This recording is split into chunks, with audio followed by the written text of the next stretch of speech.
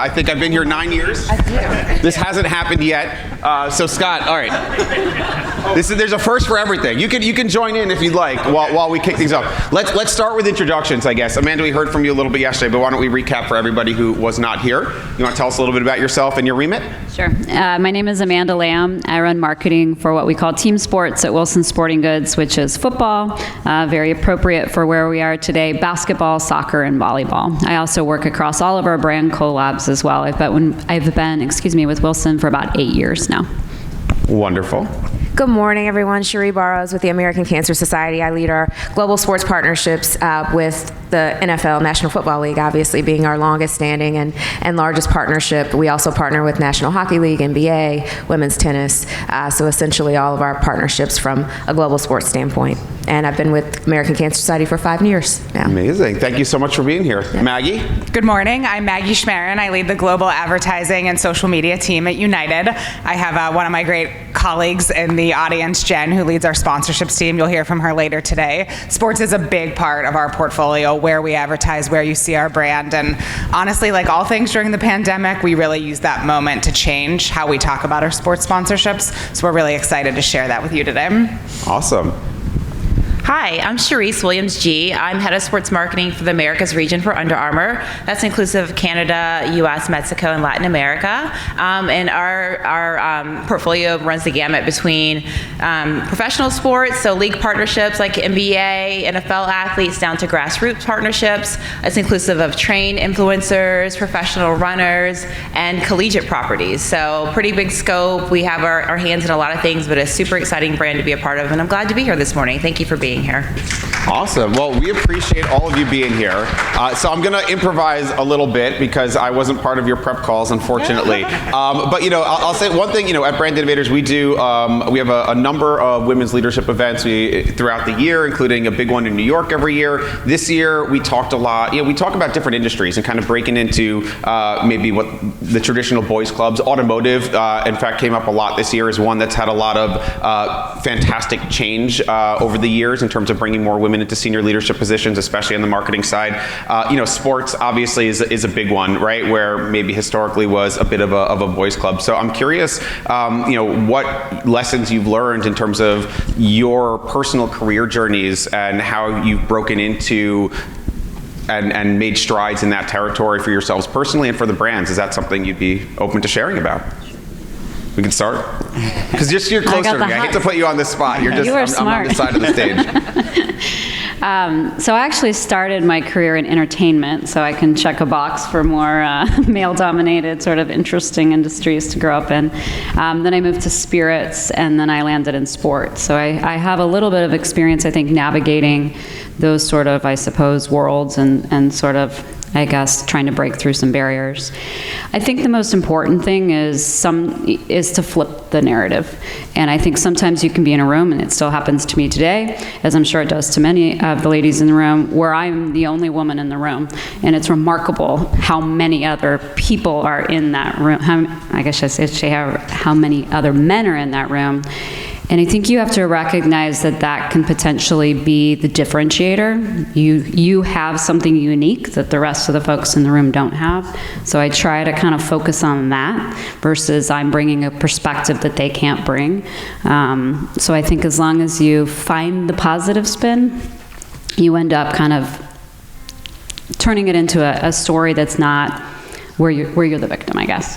I love that. So we want to hear from all of you, but Jay is here.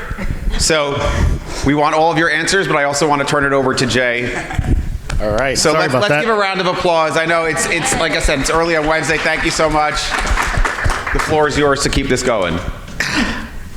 Pop right in, I guess. Sorry about that. I love it. Stuck in over there in the restaurant. So I guess, what was the first question? We were talking about, I had asked about just sort of the personal lessons that they've learned in breaking into male-dominated industries and what they can share with other women, in our community based on their personal journeys. Got it. All right. So some of the personal stuff out of the way first. Okay.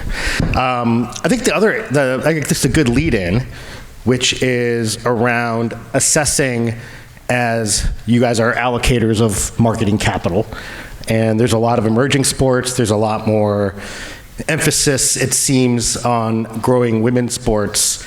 So how are you evaluating your investment decisions? And I know we have 2 endemic companies and then 2 more traditional brands, so that we'll kind of start with the endemic side and then move from there. All right, I feel like you guys are hearing a lot from me. Maybe kick it down to Under Armour. Yeah, we'll bounce. Yeah. End to end. Do you want to go ahead? Yeah, I mean, I would say that it depends on a few things. Like, I personally have had a really enjoyable time in working with women's sports. I'm a former athlete myself, and it's really fun to see that everyone's kind of getting behind it right now. But I think each individual brand, company, situation needs to evaluate like what makes the most sense based on your consumer target and the behaviors of those that are watching the various sports. So for Under Armour, like it could vary, year to year or between season to season. But I would say that it really is rooted in and what our consumer target is and what the behaviors are of those that are watching sports. And I've been really proud about how we've been showing up more in women's sports. And so just kind of keep your eyes open for how we continue to evolve there. Is there like an emphasis as well in like the product strategy? Like, is marketing driving product driving marketing? Right, it's all a very cyclical and relationship, right? I would say so. I think it's really important to have both like the brand building side of the business when it comes to marketing, as well as the stuff that does the blocking and tackling and really helps people understand the product benefit and the attributes and why you should consider our product over someone else's. So depending on that, yeah, it does impact the investment strategy, it impacts the type of creative that we put forth when we're thinking about sports. And I think on the Wilson side, very similar story. It's about just recognizing where you can drive. At first, it was about driving equity, and now it's about making sure that we're really elevating. That's a word that we use a lot. I'll say there was, in the past, perhaps some legacy thinking around, we use this term that we're not going to shrink it and pink it. And I think that's a really important strategy from a product perspective. These female athletes require, in many cases, different equipment and gear and apparel. And it is our job as an equipment supplier to make sure we step up and meet that demand in a way that's unique to how they play the game. So I think it starts with that consumer insight that's very zeroed in on the problem that we're trying to solve for her. So Sheri, you have a brand that obviously benefits from associations at the broadest possible reach, right? To get those kinds of community engagement. And how do you sort of assemble that reach in women's sports today? Yeah, so for us on the social responsibility space, it's all about impact, right? So, I mean, we're fortunate to have the partners we have. We consider them our stakeholders just as much as we do all of the thousands and millions of people that are impacted by cancer that we're looking to help. And women's sports is something that's been really important to us. We partnered with Women's Tennis Association, as I mentioned, for years now in the WNBA, and the focus appropriately so with women's tennis and with the WNBA is on women's health issues and women's cancers. So with the WNBA, for example, we did a health equity panel last August during WNBA Fit Month to talk about the disparity in cancer survival rates as it relates to some cancers like breast cancer and Black women who have almost a 40% higher death rate and lower survival rate from breast cancer. So really being able to approach those issues head on with our female sports partners is really important to us.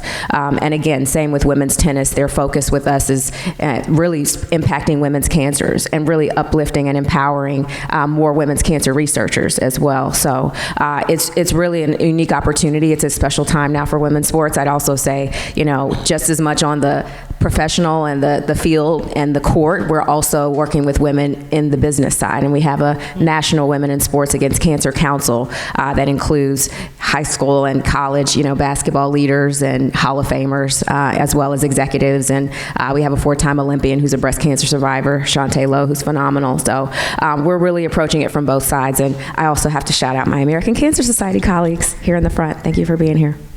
So it seems like you've been able to connect health in a very specific way. Exactly. And then with like a broad portfolio approach of just not trying to find a sport or two where you think you can scale, but really go after all of them. Yeah, and what's unique about it is, and I credit our sports partners with this, is there's an impact focus with each league that we partner with. So women's tennis, for example, is women's cancers and women's cancer researchers. I mentioned the WNBA and health equity. When you look at the NFL, it's all about prevention. Crucial Catch, which is our partnership with the NFL. And again, it's focused on, we've seen cancer survival rates go up.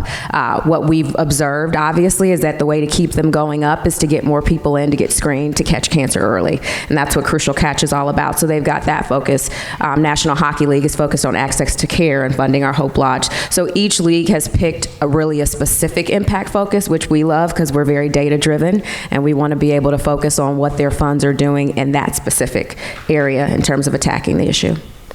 Maggie, your focus is a lot on social. United has also done very large scale things. So how do you sort of now triangulate that? Yeah, great question.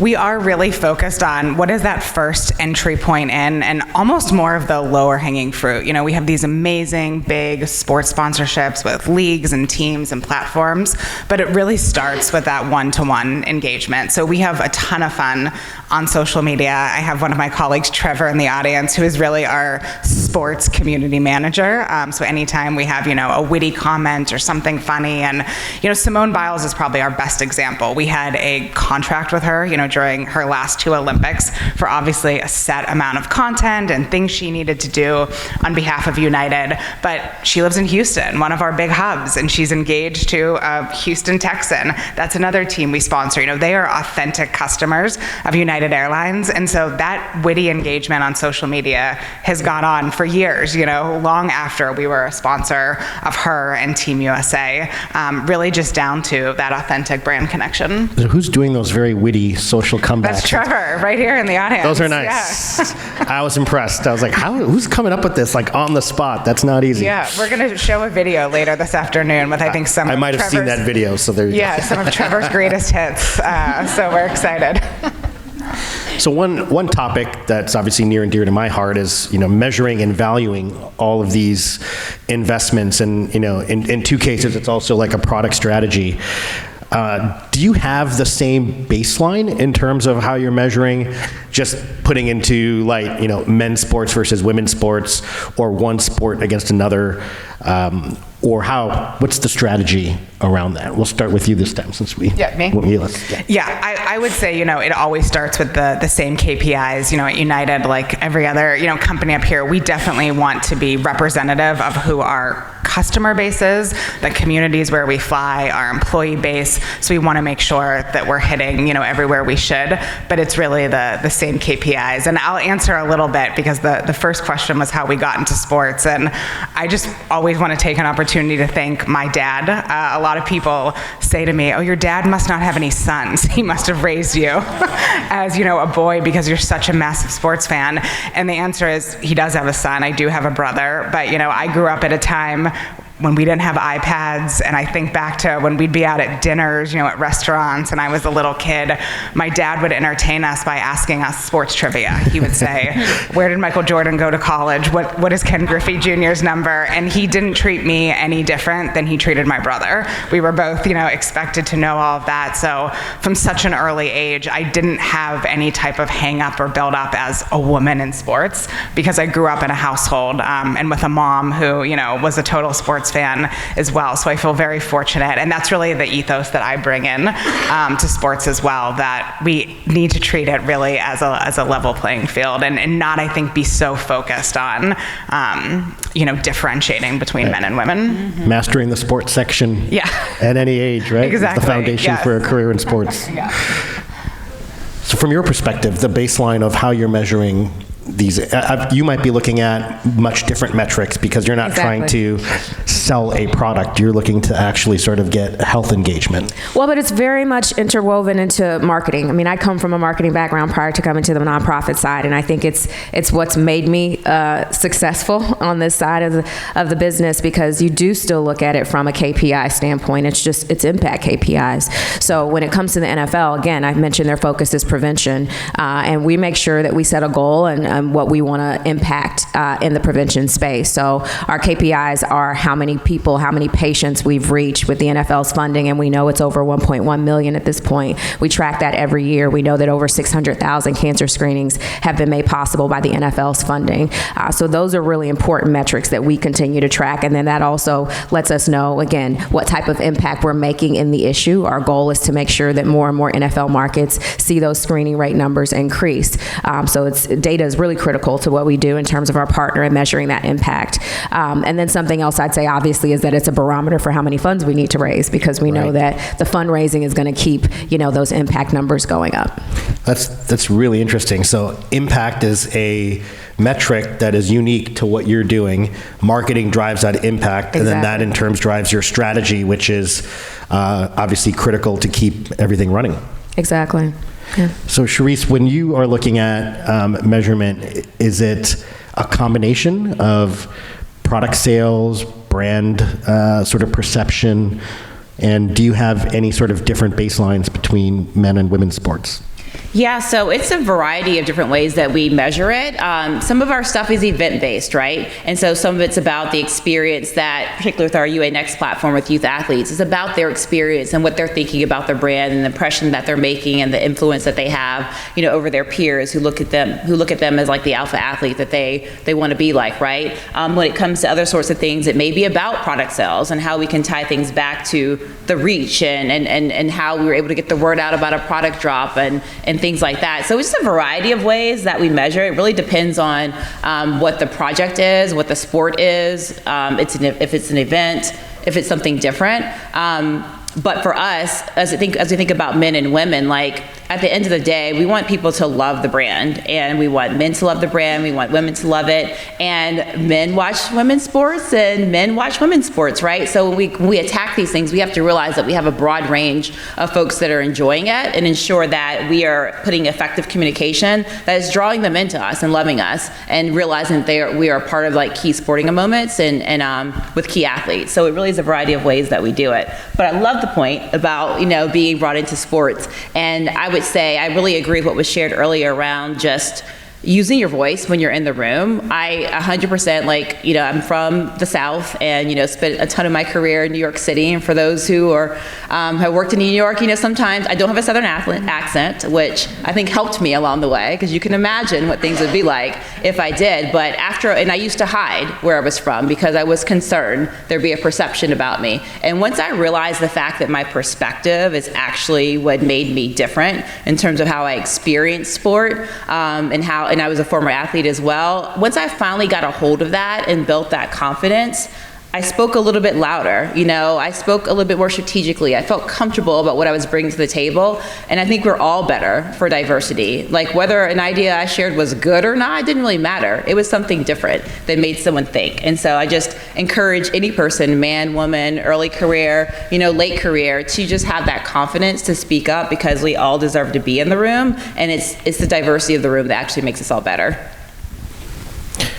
That is very well said. I think it kind of raises another thought, which is the most natural career path for women as sports executives former athletes because they have a more natural interest, or is it the business part that can attract the best minds and then they learn to love sports?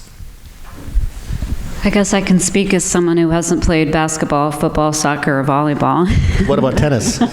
I do play tennis. Right. Thankfully, I sneaked in as an athlete. I think you bring, to me, and when I arrived at Wilson, it was about bringing the marketing perspective and the storyteller that I was to the table. And there are so many stories in sports, and so it's putting process and framework and strategy to that. Am I unique in the sense that I'm not an athlete? I suppose so, but I think it's ultimately our jobs as marketers are to connect an insight to a business need and eventually build out a consumer sort of strategy around that. And I think that's what I do every day. I just get to do it in the context of sports and the stories that they provide. Sheri, you had sort of a marketing background. and now it's being done in this sort of impact way. Did you know that sports was going to be your focus when you were coming to Yeah, ACS? I mean, I would say I think a love of sport is a love of sport. So, whether you're an athlete or not, I was a cheerleader, which I do consider an athlete. But, it's not a requirement from my perspective. I think most of the people that are in this business are in it because they love it, because they tap into the passion, because they see the potential. And so that was what it was for me. I actually started out similar with the connection with my father as an Atlanta Braves fan when I was really young.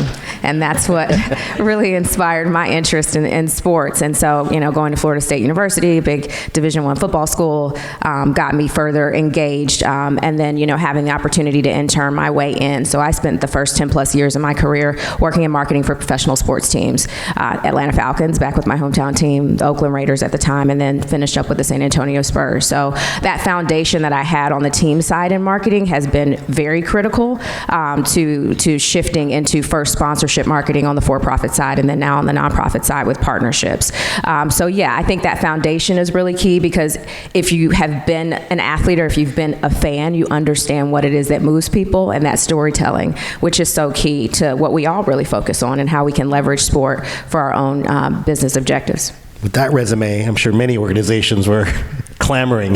Well, it's interesting because, again, I know we talked about it earlier, but the career path is not linear. I know a lot of people would share that sentiment, and I'm so grateful for it. So you take different paths, and everything that I've learned and that I've used from a marketing perspective has made me so much better on the corporate social responsibility side, and I truly love being on this side. It wasn't something I set out to be initially on the nonprofit side, but I could not be happier. It's been the best experience of my career thus far. So the market is always changing, right? Going from pandemic to slowdown, recession, not recession. That obviously impacts strategies and potential skills. So coming into 2023, it's still only February. It seems like it's already been here a while. But what sort of skills and or potential strategy changes are you thinking about for the year? Meg. Yeah, one thing I'll just start with, I think everyone in this room that is a sports marketer is in such an amazing place. You're at such an advantage. I don't think there's a better industry pound for pound that is doing marketing these days. And you look at social media, for example, we take so much inspiration from, truly captions that sports teams use, the TikTok videos they do. So anyone who's already, has a seat at this table is really well positioned to continue working in this arena or talk about, transferable skills elsewhere. We're really just focused on, I think, capturing that love of the fan and getting back to some of the joy of sports. I think the industry over-rotated a little bit to an extent with, technology and fantasy, and how can you build these amazing stadiums but have the same experience that you have watching from your living room at home, where with a lot of the work we're doing, it's really back to the basics in terms of why did you get into this team or this sport to begin with, and how can we really harness and capture that? What do you think, Sheri? Yeah, and I'd just say for us, it's really about just continuing to innovate. One of the things that can be challenging is when you're talking about cancer, sometimes the room, drops a little bit. It's a very serious topic. But we really focus, and again, with the NFL, on what we can do. At the American Cancer Society, our vision is to ensure that we can end cancer as we know it for everyone. And so that's an uplifting mission. And with a lot of what we try to do from our work with the NFL is to uplift people by being a part of the solution. So, what we are doing is helping to create more survivors. And I think innovative partnerships, not just with the NFL alone, but bringing in NFL sponsors like Sleep Number Corporation, who's a new partner who we're working with on overall wellness and how that leads to prevention. We're partnered with Rock Nation on a donate to win a trip to the Super Bowl. And we have Angie Martinez, who's our celebrity, who's going to meet our winner at the game. So how can we innovate? How can we pull in other partners? How can we make this an uplifting message for consumers and for those that we want to support the cause? Fantastic. So one of the other things that's, I guess, a change for this year's Super Bowl, and we're actually putting something out because we did some analysis on this later, but Pepsi is for the first time in about a decade not going to be the sponsor of the halftime show. It's going to Apple Music. There's a superstar woman who is the only headliner, right? Not like a collection, but one. How do you think this change sort of impacts the idea of the halftime show, and is it the crown jewel of marketing in the crown jewel of events? Maggie, we give that a start. That is a good question.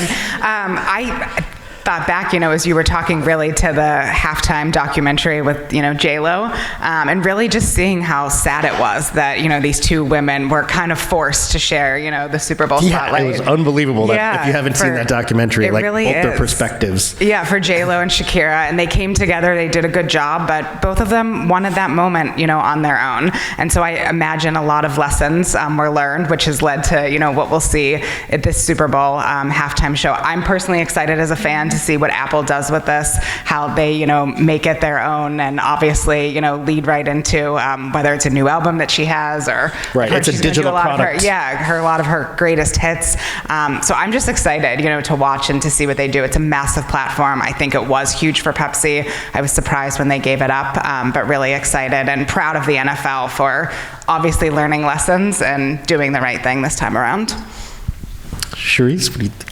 Well, I came from Pepsi, so I won't speak on that specifically. That was where I was prior to being at Under Armour. But I will say I am very excited for Rihanna. I think the halftime show continues to be a place that can elevate.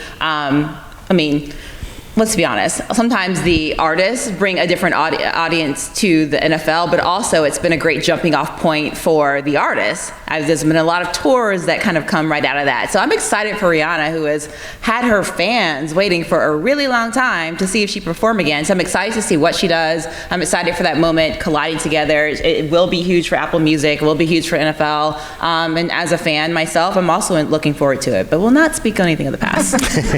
Yes, well, and we know that Rihanna's bound to push creative and other boundaries. I hope so. A lot of the work she's done as an entrepreneur, she's been fascinating to watch her grow into a mogul. So excited to see what she does with the show. Yeah, I think that's what's really interesting. And I'd say, a coup for the NFL in keeping the Super Bowl halftime at the level that it is, because she is an entrepreneur and she hasn't performed in several years. So right. I think that storyline is really interesting. And again, it's just empowering for women. It doesn't seem as though she's necessarily using it because she has an immediate need, but something that she sees value in, which is really cool. Going last on this one's a little tough. I think for me, it's a really great signal to any industry that the NFL is willing to use what is essentially the biggest stage in sport and showcase the talents of, like we were talking about, a single woman, but not just a single female artist, but also one that is an entrepreneur, that's a great role model. And so I think that's what I'm hoping is just the start of more to come. Yeah, and very savvy for Apple, who's obviously building what is the #2 music service in the world, probably with some pretty intricate tie-ins around bringing an artist like Rihanna. You're right, this is anticipated, right? It's almost kind of like when Prince did it a long time ago, because he hadn't been on a big stage like that. I feel like there's excitement in that same way here.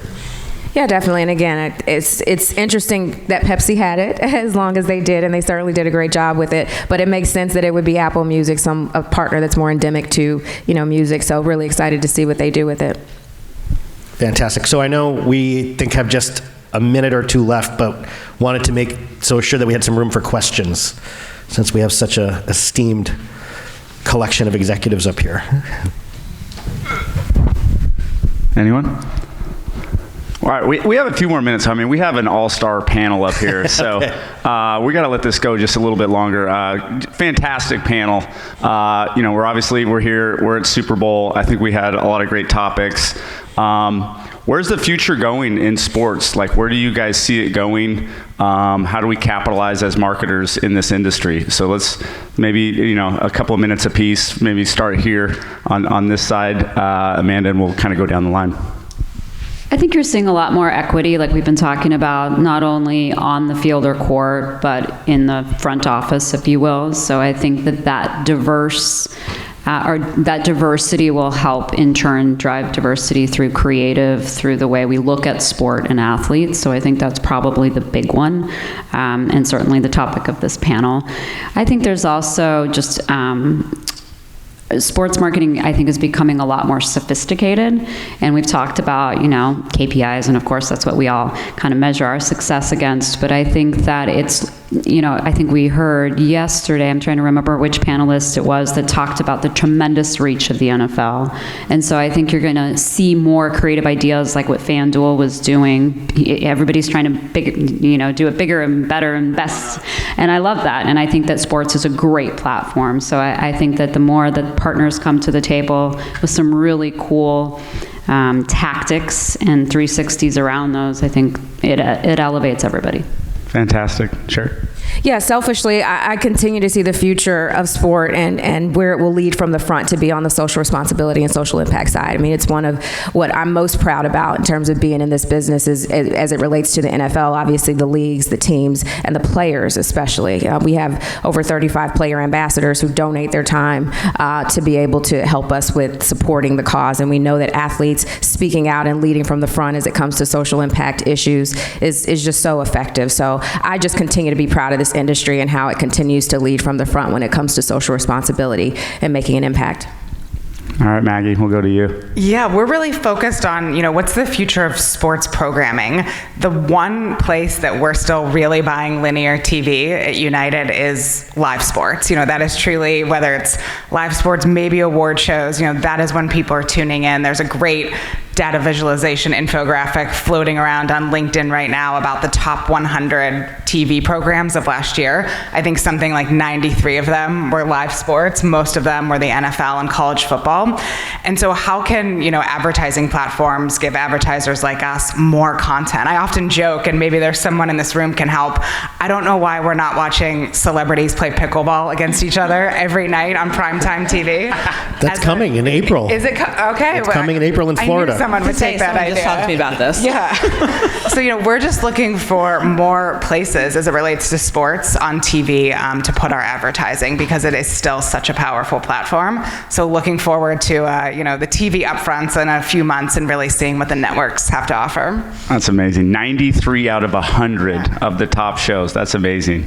All right, well, Kenny, and we're going to continue with you next, too. Yeah. So, Charece, what do you think? I'll add to this by saying we spent a ton of time, like I'm sure a lot of brands did in the past year, dabbling into NIL and what's going on in the collegiate space. And so I'm proud. We actually work with over 100 student athletes, mostly from our partner schools last year, on various campaigns, and then also did a couple exclusive deals, like with Aaliyah Boston of University of South Carolina. But so we led with women there, which is really exciting. But I will say, it's a bit of the wild, wild west. I think that it will temper down a bit. But what it's exposing is that everyone's been trying to get younger and younger in terms of who they're going to reach. And the question is how do you do it? Is it still the professional, athletes, teams, and leagues that are going to be drawing in, young fans and helping your brand really, shine through in the right ways? Do you get younger with high school and collegiate? A lot for us all to sort through, but I'm super fascinated to see how we navigate it and find how we strike the right balance between all these different partnerships to kind of help our brand break through. My alma mater was one of your schools, Wisconsin, and last week, 3 women's sports had over 8,000 attendees in 1 week, I think for the first time in college. So it's a great sign. And NIL, we think influencer marketing is tough. I can't even imagine. But it's interesting, if I'll say, because it does create an opportunity for women athletes, particularly at the college level, because they have power in their influence on social media. NIL so it allows them to compete with male athletes. Yeah. That's amazing. Well, I mean, action-packed panel, so I'm trying to keep somewhat on time because I know yesterday we got a little bit over. So I just want to give a round of applause to this amazing panel.